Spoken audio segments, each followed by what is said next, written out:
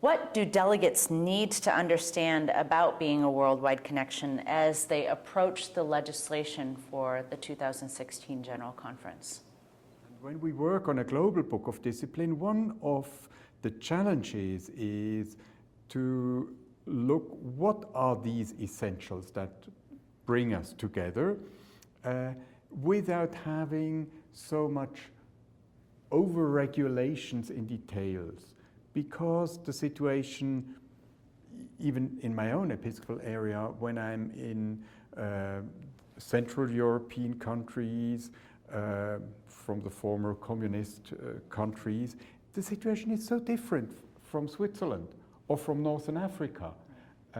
And already in our own Central Conference, our discipline we use needs to be a help to empower ministry in all the different settings. So it is important to see what connects us together as Methodists.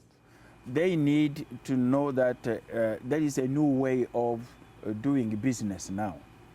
When we come to legislation, to make a legislation for the whole church, let us now begin to think that I'm not doing this only for my annual conference, for my central conference, but we are doing it for the whole church.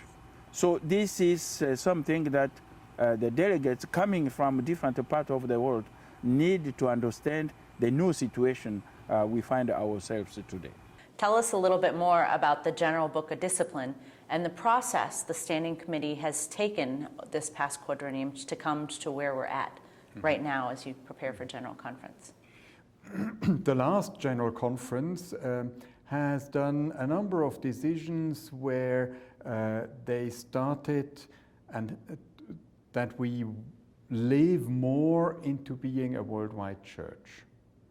One of it is a new paragraph in the Book of Discipline, paragraph 101 on the Global Book of Discipline, which already says that several elements really belong to us as a worldwide church. The constitution of the church, the doctrinal standards, the ministry of all people, or ministry of all Christians, and the social principles. They should really connect us together on a worldwide level. But then when you go on in the Book of Discipline from the paragraphs 200 onwards, local church, ordained ministry, etc., that's the thickest part of the Book of Discipline.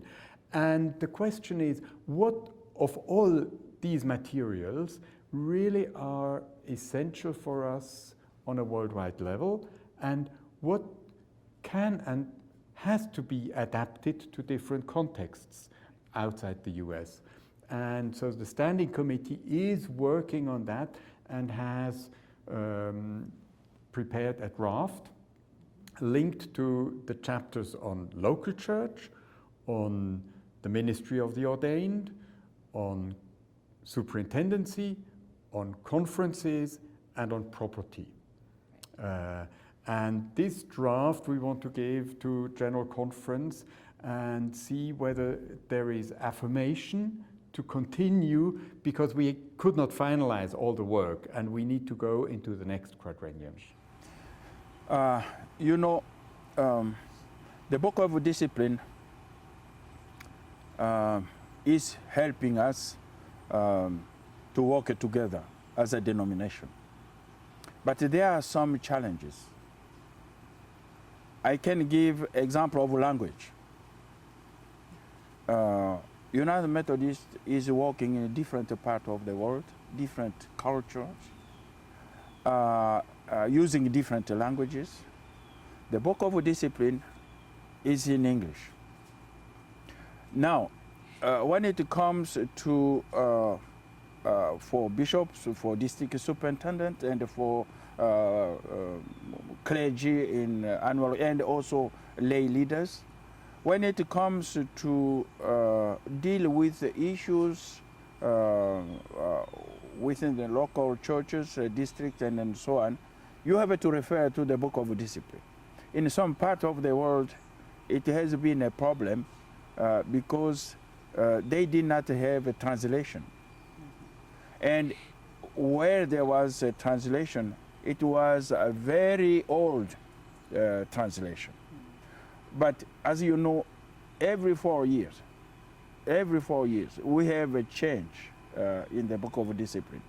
So now, when we came to reflect on during this quadrennium, to work on a global or general Book of Discipline, I think that is something that we need to continue because it will meet real needs in some part of the world, especially where English language is not used.